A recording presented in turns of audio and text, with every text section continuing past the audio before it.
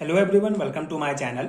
आज हम इस वीडियो में atomic radii and ionic radii topic discuss करेंगे, जो फर्स्ट ट्रांजिशन सीरीज एलिमेंट का एक इंपॉर्टेंट कैरेक्टरिस्टिक प्रॉपर्टी है। सो एटॉमिक रेडी क्या होता है? Atomic radius is the distance from the nucleus to the outer most shell, valence shell of an atom. ठीक है, बहुत ही सिंपल सा डेफिनेशन है, सिंपल सा कॉन्सेप्ट है। ये हमारा कोई एटम है, एटम में ये हमारा न्यूक्लियस है और ये जो है सेल्स हैं। ठीक है, ये जैसे के सेल हो गया, एल सेल हो गया, एम सेल हो गया।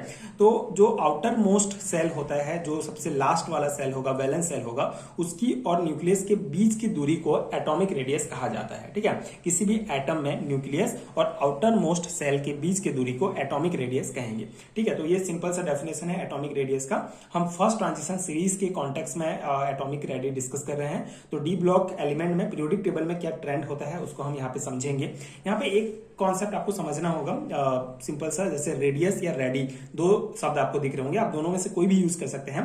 रेडियस हमारा सिंगुलर फॉर्म होता है और रेडी जो है वो प्लूरल फॉर्म होता है। ठीक है, तो यहाँ पे हम डी ब्लॉक एलिमेंट में एटॉमिक रेडी का ट्रेंड किस प्रकार होगा उसको देखते हैं। So from scandium to zinc in the 3D series atomic radius slightly decrease at first then become almost constant. ठीक है, अगर हम पीरियोडिक टेबल में देखें, स्कैंडियम से जिंक की तरफ जाते हैं 3D सीरीज में, तो जो एटॉमिक रेडियस है वो पहले थोड़ा सा डिक्रीज होगा पहले, उसके बाद फिर वो ऑलमोस्ट कांस्टेंट ही रहता है। ठीक है, आगे हम जब इसका मान देखेंगे तो उसमें आपको समझ में आएगा।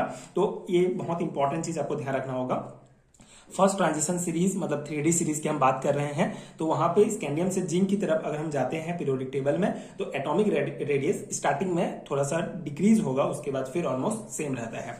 As we move across a period, example scandium, titanium, vanadium, chromium, manganese, iron, cobalt, nickel, copper, zinc. ठीक है, जब हम इस प्रकार से जाते हैं तो electron are added to the same shell 3D subshell. ठीक है, तो ये हमको पता है, पिछला वीडियो में हमने इलेक्ट्रॉनिक कॉन्फ़िगरेशंस के बारे में पढ़ा है। तो जो अगर हम फर्स्ट ट्रांजिशन सीरीज की बात करें तो इसमें जो लास्ट इलेक्ट्रॉन होता है वो 3D सबसेल में जाता है। ठीक है, लास्ट इलेक्ट्रॉन 3D सबसेल में जाता है, इसीलिए इसको 3D सीरीज भी कहा जाता है। तो यहाँ पे जाएगा, but nuclear charge increase, nuclear pulls electron closer. ठीक है, अब यहाँ पर कॉन्सेप्ट क्या है, जब न्यूक्लियर चार्ज इंक्रीज होता है, मतलब कि प्रोटॉन का नंबर बढ़ता है, तो न्यूक्लियस इलेक्ट्रॉन को अपनी तरफ ज्यादा खींचता है। ठीक है, जिससे न्यूक्लियस अपनी तरफ ज्यादा खींचता है और साइज जो है वो कम हो जाता है, तो इसीलिए जो है रेडियस जो है वो स्लाइटली डिक्रीज होता है। However the added d electron cause shielding which reduce the effective nuclear pull. ठीक है, उसके बाद जो एडेड डी इलेक्ट्रॉन होता है वो शिल्डिंग दर्शाता है, शिल्डिंग शो करता है, मतलब कि अंदर वाले इलेक्ट्रॉन बाहर वाले इलेक्ट्रॉन पर न्यूक्लियस का पुल कम कर देता है। ठीक है, शिल्डिंग शो करता है। इस वजह से न्यूक्लियस का इफेक्टिव पुल कम हो जाता है और साइज में जो है ज्यादा फर्क नहीं पड़ता है। ठीक है, so small decrease in size at first then it become almost constant. मतलब पहले जब हमारा न्यूक्लियर चार्ज इंक्रीज होगा तो इलेक्ट्रॉन को जो है न्यूक्लियर ज्यादा खींचेगा, जिसके कारण साइज डिक्रीज होता है। फिर बाद में जब डी सबसेल में इलेक्ट्रॉन्स जाते हैं, जिससे शिल्डिंग होता है और फिर इफेक्टिव न्यूक्लियर पुल जो है वो रिड्यूस हो जाता है, कम हो जाता है, जिससे फिर बिकम जो है मतलब ये जो साइज होगा हमारा एटम्स का वो ऑलमोस्ट कांस्टेंट रहता है। ठीक है, हम यहाँ पे एटॉमिक रेडियस की बात कर रहे हैं। फर्स्ट ट्रांजिशन सीरीज में जितने भी एलिमेंट है उनका रेडियस कितना होता है, तो पहले जो है डिक्रीज होगा थोड़ा सा, उसके बाद फिर कांस्टेंट ही रहता है। ठीक है, तो आई होप आपको कॉन्सेप्ट समझ में आ गया होगा। एटॉमिक रेडियस बेसिकली सिंपल सा है, किसी भी एटम के न्यूक्लियस और आउटर मोस्ट सेल के बीच का जो डिस्टेंस होगा उसके एटॉमिक रेडियस कहेंगे। ठीक है, ट्रेंड की बात कर रहे हैं फर्स्ट ट्रांजिशन सीरीज में, तो स्कैंडियम से जिंक की तरफ अगर हम जाते हैं तो पहले स्लाइटली डिक्रीज होगा, उसके बाद फिर ऑलमोस्ट कांस्टेंट रहेगा। यहाँ पे आपको सबसे इंपॉर्टेंट है ये मान याद रखना, एटॉमिक रेडी इन एंगस्ट्रॉम। ठीक है, एंगस्ट्रॉम में इसको दिया गया है, 1 एंगस्ट्रॉम बराबर 10⁻⁻10 मीटर होता है। ये आप ध्यान रखेंगे, अगर आपको मीटर में पूछ लिया जाता है तो आपको इसको चेंज करना होगा, तो इसके लिए ये मान आप याद रखेंगे। अब जैसे कि स्कैंडियम का अगर हम एटॉमिक रेडियस की बात करें तो ये होगा 1.62, टाइटेनियम का 1.47, वेनेडियम का 1.35, क्रोमियम का 1.28, मैग्नीज का 1.27, आयरन का 1.26, कोबाल्ट का 1.25, निकल का 1.25, कॉपर का 1.28 एंड जिंक का 1.39। अब इसका थोड़ा सा बढ़ा हुआ है क्योंकि ये अगर हम इलेक्ट्रॉनिक कॉन्फ़िगरेशन देखें तो ये कंप्लीटली फील्ड होता है इसका डी ऑर्बिटल, इसीलिए तो इस प्रकार से हमारा एटॉमिक रेडियस होता है फर्स्ट ट्रांजिशन सीरीज एलिमेंट का। अब ये मान आपको याद रखना क्यों इंपॉर्टेंट है, क्योंकि आपके सिलेबस में ऑब्जेक्टिव टाइप क्वेश्चंस भी दिया गया है, मतलब ऑब्जेक्टिव टाइप क्वेश्चंस भी आपको पूछे जाएंगे एग्जाम में, तो आप ये सभी मान अच्छे से याद रखेंगे ताकि आप ऑब्जेक्टिव टाइप क्वेश्चन भी बना पाए। तो ये हमारा हो गया atomic radius.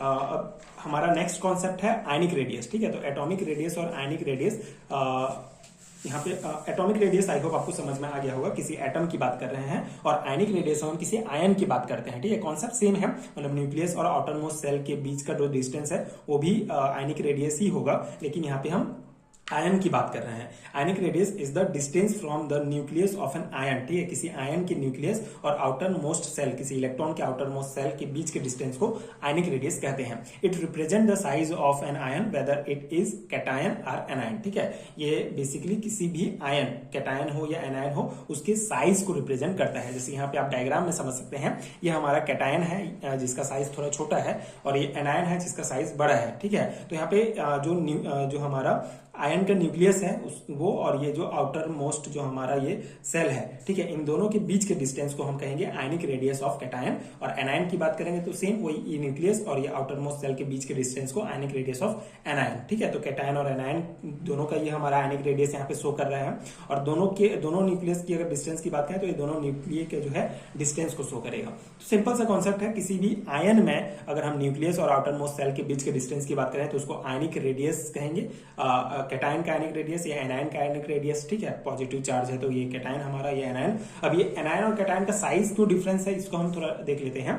When an atom losses electron it become a cation and it radius decreases, ठीक है।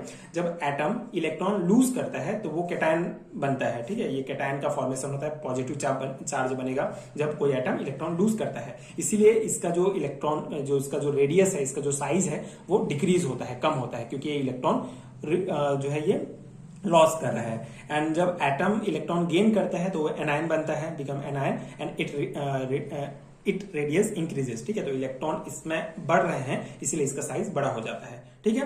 तो सिंपल सा कॉन्सेप्ट आई होप आपको समझ में आ गया होगा। एटॉमिक रेडियस और आयनिक रेडियस में आपको कंफ्यूज नहीं होना है। इसमें हम एक एटम की बात कर रहे हैं, एटम के न्यूक्लियस और आउटर मोस्ट सेल का डिस्टेंस एटॉमिक रेडियस है, इसमें हम आयन की बात कर रहे हैं, ठीक है। कैटायन हो या एनायन हो, न्यूक्लियस और आउटर मोस्ट सेल के बीच का डिस्टेंस को हम आयनिक रेडियस कहेंगे, ठीक है। So d block elements form positive ion cation by losing electron. तो डी ब्लॉक एलिमेंट्स की हम बात कर रहे हैं, फर्स्ट ट्रांजिशन एलिमेंट्स का मेनली हम कैरेक्टरिस्टिक प्रॉपर्टी पढ़ रहे हैं। तो डी ब्लॉक के जितने भी एलिमेंट्स हैं सब जो है इलेक्ट्रॉन लूज करते हैं और कैटायन का फॉर्मेशन करते हैं, ठीक है। And elements are lost from the 4s orbital first, then from the 3d orbital, ठीक है। जैसे इसका लास्ट इलेक्ट्रॉन जो है 4s में भरेगा, उसके बाद 3d में भरता है। तो पहले जो है 4s जो ऑर्बिटल का जो इलेक्ट्रॉन है वो लूज होगा, उसके बाद 3d का लूज होता है। जैसे यहाँ पे एग्जांपल अगर हम देखें, टाइटेनियम है, इसका जो आखिरी का हमारा इलेक्ट्रॉनिक कॉन्फ़िगरेशन है वो है 3d10 एंड 4s2, ठीक है। तो सबसे पहले ये जो दो इलेक्ट्रॉन है ये लूज होगा, उसके बाद ये दो इलेक्ट्रॉन लूज होगा,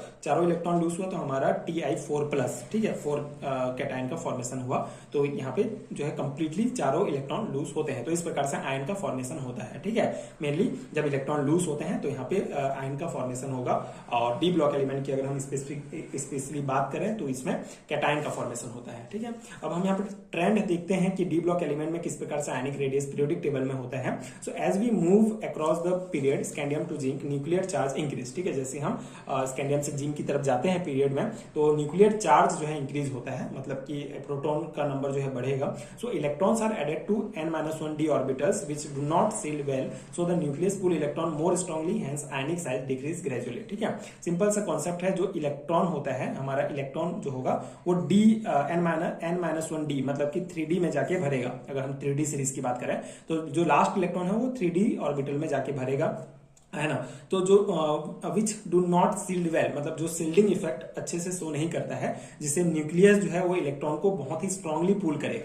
न्यूक्लियस जो है ये आउटर मोस्ट जो इलेक्ट्रॉन है इसको स्ट्रांगली अपनी तरफ पुल करता है, जिससे इसका जो साइज होगा वो जो है डिक्रीज होते जाता है, क्योंकि जो डी सबसेल में, डी ऑर्बिटल में जो इलेक्ट्रॉन जा रहा है वो अच्छे से सील्डिंग नहीं कर पाता, जिसके कारण ये न्यूक्लियस जो है आउटर मोस्ट जो इलेक्ट्रॉन है उसको अपनी तरफ स्ट्रांगली खींचता है, ठीक है, जिससे ये साइज इसका डिक्रीज हो जाएगा। यहाँ पे एक्सेप्शन में Zn2+ हो जाएगा, क्योंकि इसका जो fully filled D10 configurations increases electron repulsion, so ionic size slightly increase. अब यहाँ पे ये हमारा एक्सेप्शन है, क्योंकि ये कंप्लीटली फील्ड होता है इसका डी ऑर्बिटल, जिसके कारण इनके बीच इलेक्ट्रॉन रिपल्सन होता है, जिससे जो आयनिक साइज होगा वो स्लाइटली इंक्रीज होता है। बाकी का अगर हम देखें स्कैंडियम से लेकर जिंक तक अगर हम देखें, जिंक एक्सेप्शन है, इसको छोड़ दें तो फिर ये इसका साइज आयनिक साइज जो है वो घटते ही जाता है, ठीक है, डिक्रीज होता जाएगा। जैसे यहाँ पे हम एंगस्ट्रॉम में ही देखेंगे आयनिक रेडियस, तो यहाँ पे स्कैंडियम 3+ का आयन का है तो 0.75 एंगस्ट्रॉम दिया गया है।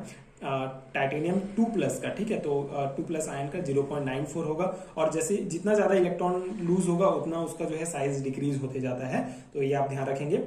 यहाँ पे 2+ है, मतलब सिर्फ 4s ऑर्बिटल से ही 2 इलेक्ट्रॉन यहाँ से गया है, 3d से भी निकालेंगे तो इसका और कम हो जाएगा। तो इस प्रकार से इसका आयंस जो है कितना जो है इलेक्ट्रॉन बाहर निकल रहा है उसके हिसाब से ये आयनिक रेडियस दिया गया है, ये आप अच्छे से ध्यान रखेंगे, ठीक है।